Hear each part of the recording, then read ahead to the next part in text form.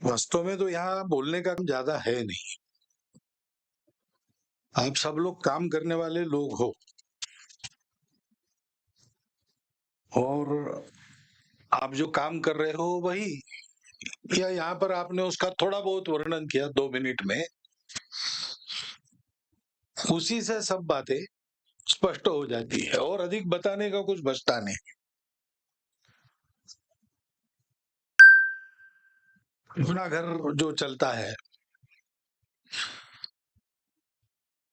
उसका एक अनुभव जिनके पास है, वो उसके चलाने वाले जो है, उन्होंने अपने अनुभव से कुछ बातें बताई।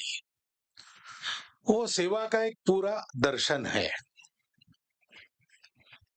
भरत का जो सेवा दर्शन है वो उन्होंने बताया। हमारे यहाँ जो सेवा की जाती है उसके पीछे मन कैसा रहता है, उन्होंने जहां समाप्त किया वहीं से मैं शुरू करता हूं कि आप सब लोगों को एक बार कभी भी समय निकालकर किसी न किसी अपने घर को भेंट देनी चाहिए और देखना चाहिए कैसा होता है। मैं गया था, मैंने देखा, उन्होंने कहा मानते कुछ नहीं, रोज भगवान को एक फलक पर लिख देते हैं कि भगवान इतनी इतनी जरूरत है, बस वो वहां टंगा रहता है। कोई आता होगा, देखता होगा, पढ़ता होगा, नहीं भी पढ़ता होगा, लेकिन कहे तो आश्चर्य है, कहे तो आश्चर्य करने की बात नहीं।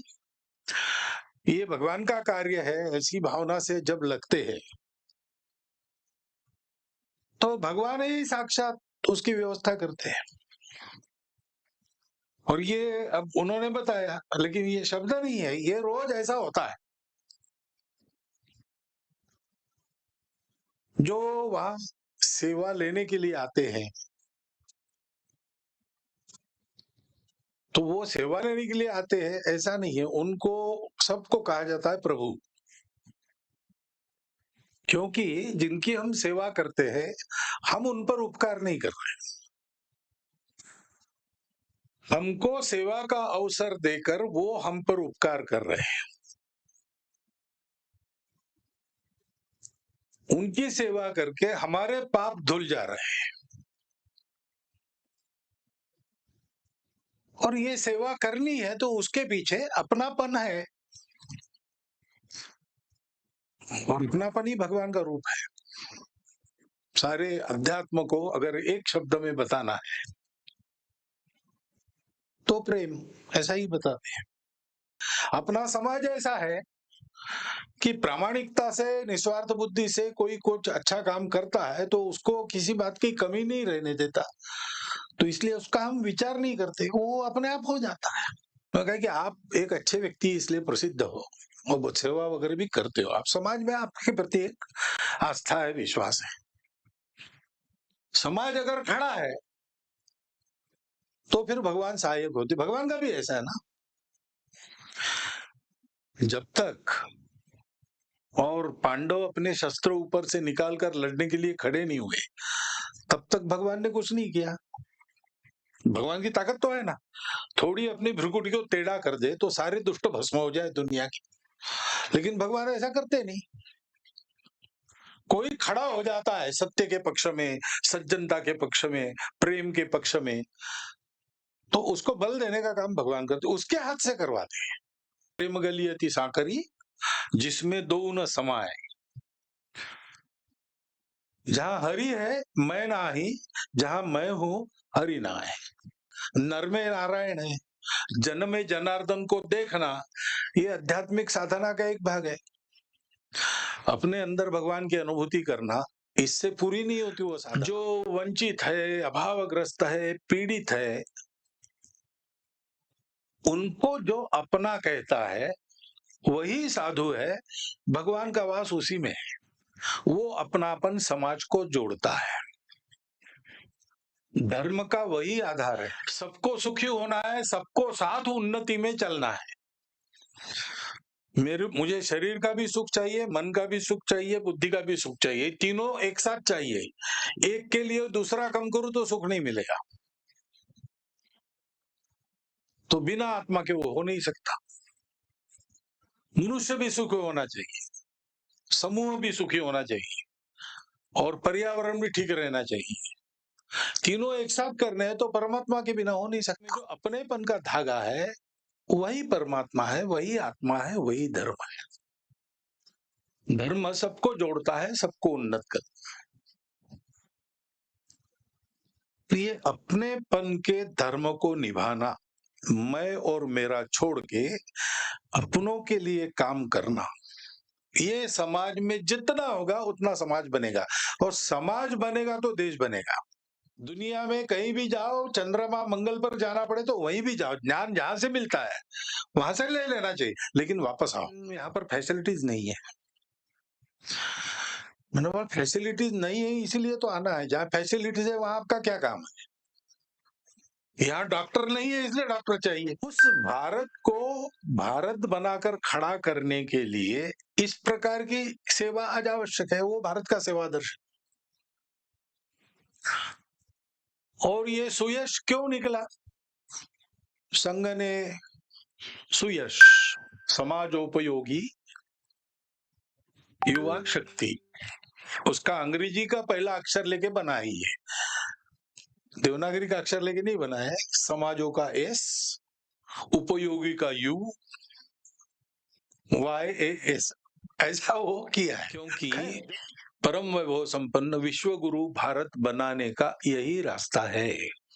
देश बनने के लिए ये सब होना आवश्यक रहता है, संगठन होना आवश्यक रहता है, नेता होना आवश्यक रहता है, कोई ना कोई विचारधारा नीति लेकर चलने वाले लोग समूह वो होना आवश्यक रहता है, सरकार की व्यवस्था आवश्यक रहती है। शासन प्रशासन के बिना सारे दुनिया के लोग यहाँ आकर हमको देखकर जीवन कैसे जीना इसकी शिक्षा लेकर जाए, ऐसा देश खड़ा करना, ऐसा समाज, ये जिसके मन में है वो भारत के समाज का घटक है।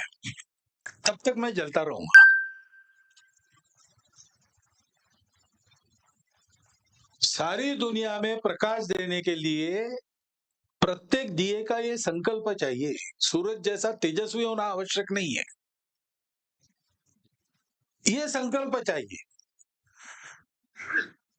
और दिया तो उत्तम दिया वो होता है जिसको बाहर से किसी बात की, जो आपने कहा अभी पूरे अपने भाषण में, उनका कहना यही था कि ये चाहिए, ये नहीं है, वो नहीं है, छोड़ दो। बिना इसके वो सदा लोक हित में रत रहता है। रत्न दीपा इवोत्तमा, रत्न दीप ऐसा होता है, वो रत्न प्रकाशमान है, स्वयं का जहां रखेंगे वहां वो प्रकाश देगा। वो उसका स्वभाव है, उसका धर्म है। उसको न तेल चाहिए, न बाती चाहिए, न पात्र चाहिए।